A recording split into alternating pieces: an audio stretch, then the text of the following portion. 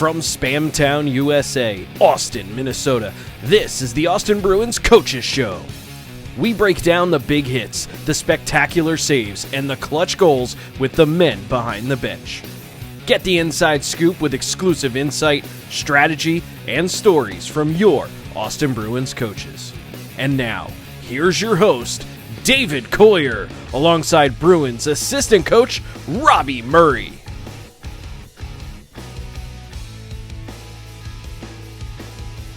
The Austin Bruins have won 4 straight and are back in first place in the Central Division.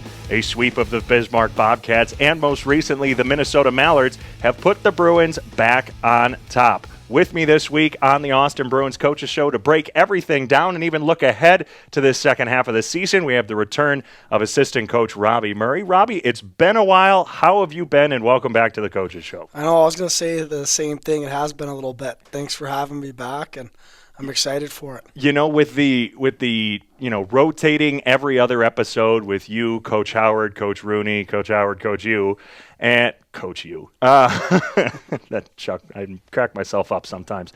And then the whole holiday break, that just threw off the whole schedule. It just made things longer. So it's been quite a while since you've been on here, but we've got some fun weekends to break down on this week's edition of the Austin Bruins Coaches Show.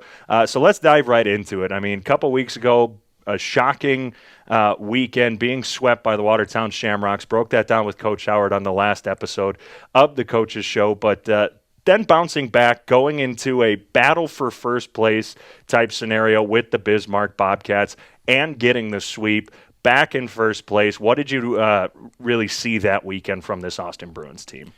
Yeah, well, I think it's important to see how you respond to moments like that.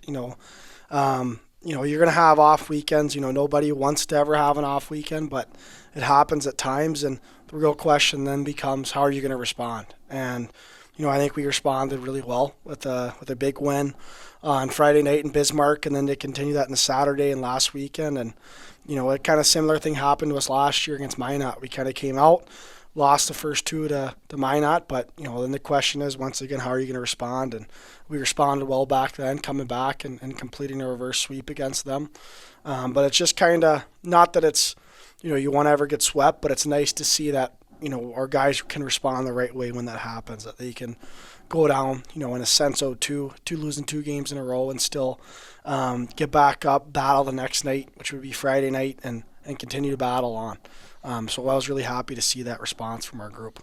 And in that Bismarck series, I mean, a lot of penalties. Saturday night specifically, over 160 penalty minutes combined between both two teams.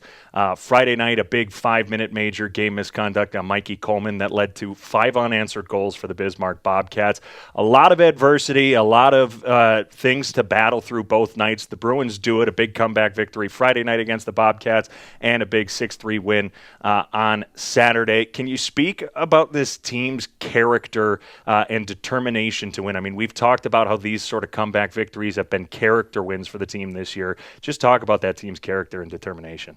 Yeah, well, I think, we want to win games. We want to win hockey games, and we want to play hard. And I think our group has a real competitive spirit. And, a big part of that Bismarck weekend was they do too.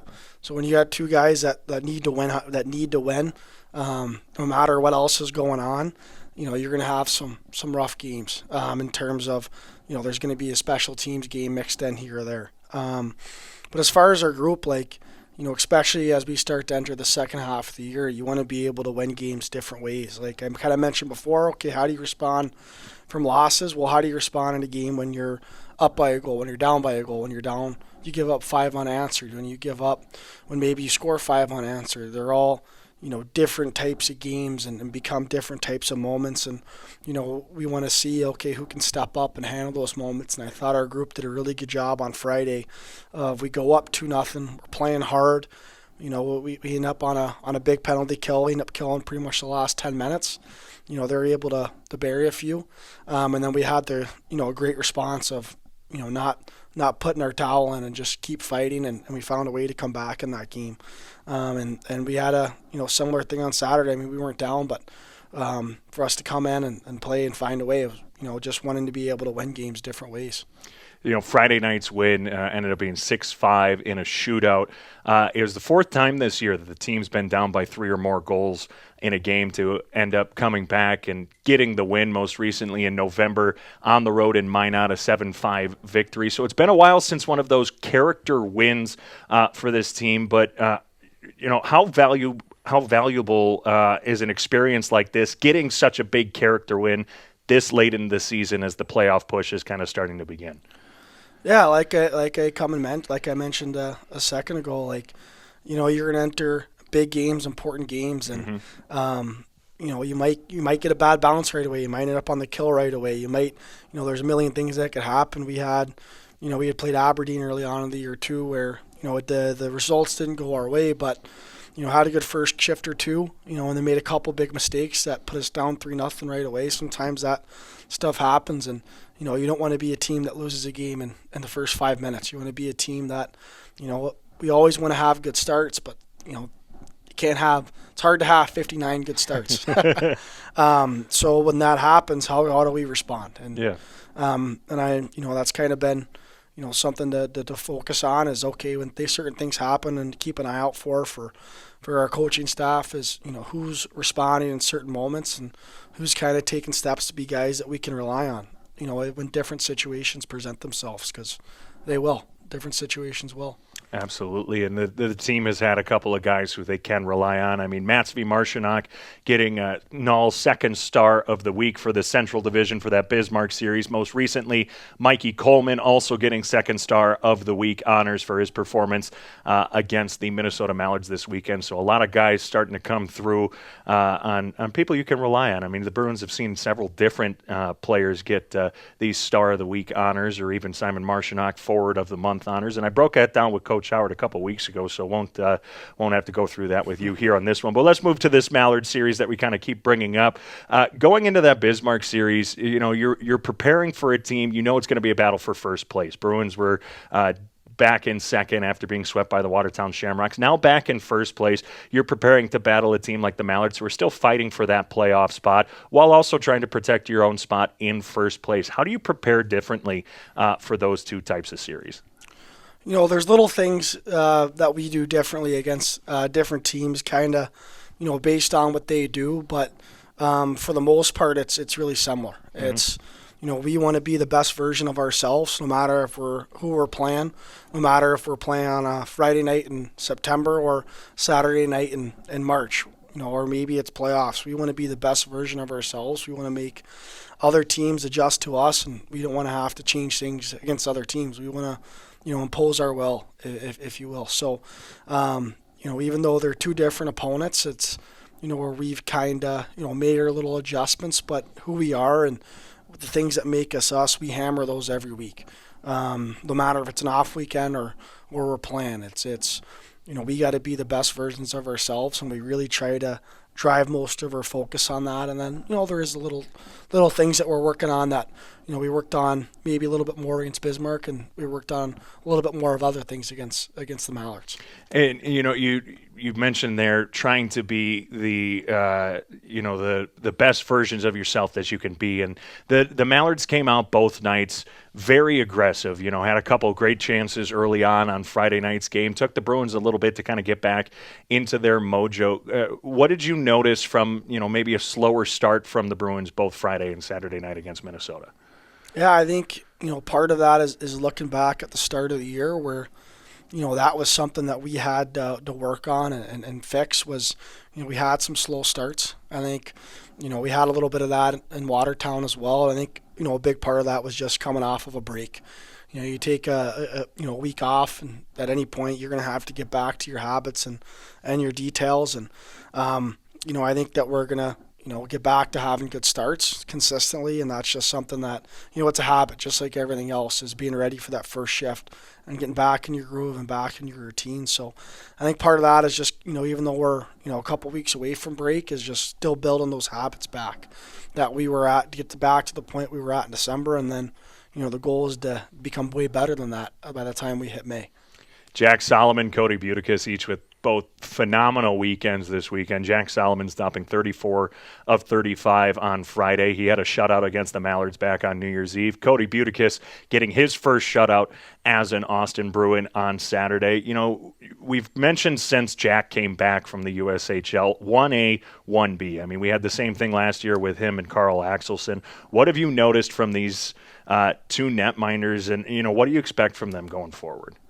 Expect them to keep doing what they're doing and continue to get better. I think our group has a lot of faith in both of them. I mean, they're both really good goalies. They're both, you know, really mature kids and put the work in and put the time in. And like today, our goalie coach Nick Lear was down here. They were doing video extra time on the ice, working on certain things. But, you know, the work they put in is they put a lot of work in.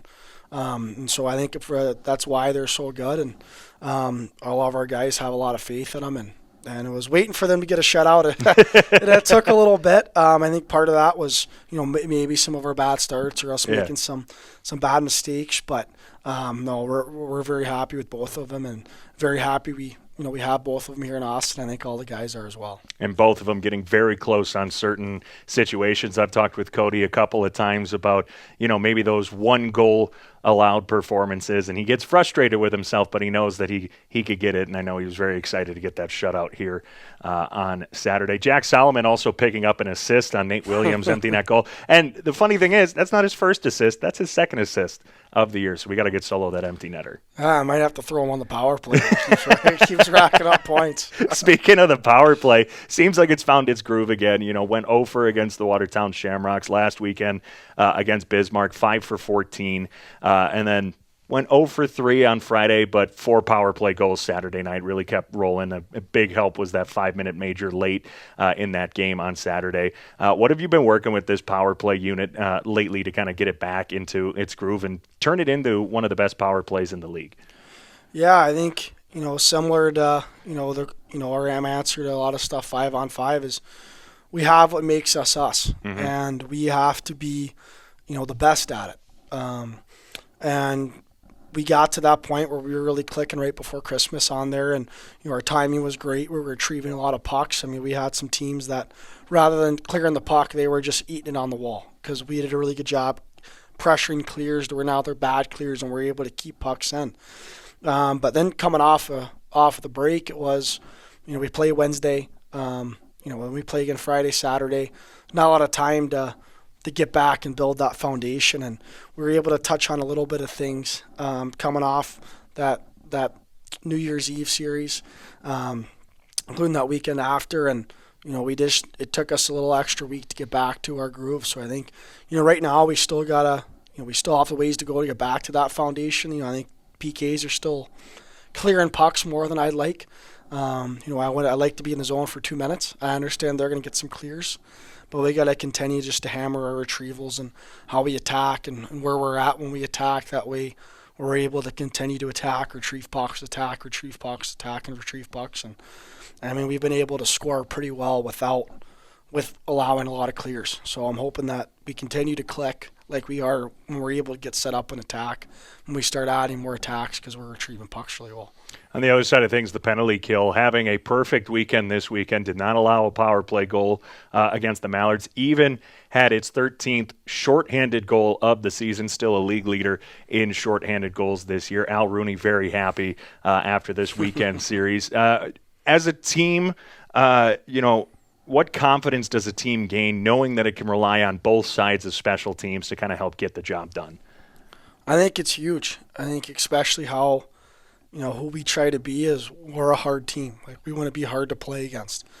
And, you know, we'll kill the hard ones as long as they're the right ones. And to have the confidence in our PK, which has been really good since Christmas. I wanted to say they're at like 85% since Christmas, which, you know, taking everybody else's numbers from the year would put them, you know, top 6 in the league. But having that confidence that when we play our game, we play the right way, you're going to end up in the box. It's part of the game. But when we do, we're taking the right ones, and we're going to be able to kill them. And we're going to be able to have that guy's back that, that was just, playing the game the right way, and, things happen. But just to have that confidence for us, where our kill, and Steve talks about all the time, and same thing with Al, we're getting up for it. We're getting excited for our kills, and that goes for the guys on the ice. But when they're blocking shots, they're getting clears, they're doing good things. The guys on the bench are fired up for them too, and to have that energy, and when you're doing something good and your teammates fired up, it means a lot and gives you a lot of more energy.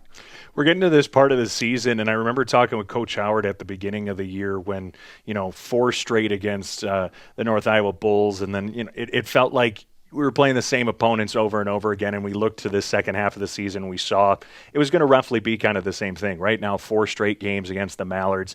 To kick off February, you have 4 and 6 games against the St. Cloud Norsemen. Then you have 4 straight against Aberdeen, 4 straight against Minot. You're seeing the same teams over and over again. I mean, you got the final 2 games against North Iowa sandwiched in there, but you don't see Bismarck again until the second last week of the series. In a long-winded way to kind of say this, how does this kind of affect how you handle things week by week when you're still seeing the same teams kind of over and over again? Does it almost lull the team into a little bit of repetitiveness, or does it give you opportunities to find new ways to beat a team? Yeah, well, I think especially having types of spans of games like that as you start to get to the end of your year is going to get kind of foreshadow playoffs a little bit. Like, it's a 5-game best of 5 series, and you're going to play the same team 2 weeks in a row. Mm-hmm. So I think it's good that guys are kind of getting into that groove a little bit, where we're going to play a team. If we sweep, you're naturally going to relax a little bit. Well, we, as a coaching staff, we're trying to prevent that. Mm-hmm. And if something worked, we're trying to hammer that. If something didn't work, we're trying to make some adjustments throughout the week. It kind of gives you that immediate response in a sense. If weekend doesn't go well, or you think you left more on the table, that's where it gives you that immediate chance to go get it back, rather than Watertown, we don't see him again. We'll have to wait till if we see him in playoffs. So in that sense, it's nice, but we got to make sure we have that killer mentality. That it's hard to beat a team 2 times in a row. It's even harder to beat a team 4 times in a row. Sure. That we're staying on it. We're staying detailed. We're doing the right things and not taking our foot off the gas. The Austin Bruins on the road up in Forest Lake for the first time this season on Friday and Saturday, 7 o'clock puck drop. You can find those games at NAHLTV.com or at the official road game destination of your Austin Bruins, Lansing Corners, over on Highway 218. After being on the road this weekend, it's a Friday road game against St. Cloud before Paint the Rink Pink Night, February 7th, 7:05 here at Riverside Arena. Tickets at tickets.austinbruins.com. We do have limited Paint the Rink Pink tickets at our ticket vendors, Hy-Vee, Games People Play, Jim's Marketplace. When those are gone, they're gone. So if you still need to get your tickets, head it over to one of our ticket vendors, or you can always get them tickets.austinbruins.com. That game will sell out. You got to witness your first Paint the Rink Pink game last year. What were your first impressions of it? It was unbelievable. My parents had came up for that game. It was the first time they were here in Austin, and it was a great weekend for them to come up and see. Everything that we get to do for the Hormel Institute, and I don't know anybody who hasn't been touched by cancer, whether it's themselves or a loved one or a friend. So just the fact that game's tied in with that, but then also it's a special environment. When the crowd is always something awesome to play in front of. The ice is pink, which is abnormal. It's easy to get excited for that, but you just throw all these details in that don't happen on a normal Saturday night game. It was a really cool experience, and I was really happy my parents got to come up and see it. And we'll see if they're able to get back up here again. But yeah, they really enjoyed it, and I'm looking forward to the one this year. No, it should be another great night. And, of course, afterwards, the player skits and the jersey auction. That jersey auction goes to benefit the Hormel Institute as well. Just an overall great night. So, again, that game will sell out, so please get your tickets as early as possible. Flex tickets are no good for Paint the Rink Pink Night, so you need to get your tickets at tickets.austinbruins.com or at our ticket vendors. If you have season tickets, this is a question we've been getting. If you have season tickets, those are good for Pink Night. But, we got to break down some great games that the Bruins have been having as of recent coming up this weekend. Hopefully the Bruins looking to get 4 more up in Forest Lake. But Coach Murray, thanks again for joining us here on This Week of the Coaches Show. Thanks, Dave, for having me. It'll probably be a while since we have you on the next time, so get ready for some more questions coming up as we get closer to those Robertson Cup playoffs. But for Robby Murray, I've been David Coyer. You've been watching another edition of the Austin Bruins Coaches Show here on the Bruins YouTube channel, part of the Bruins Media Network. We'll see you next week at Paint the Rink Pink. Be there. But until that time, have a great one, everybody.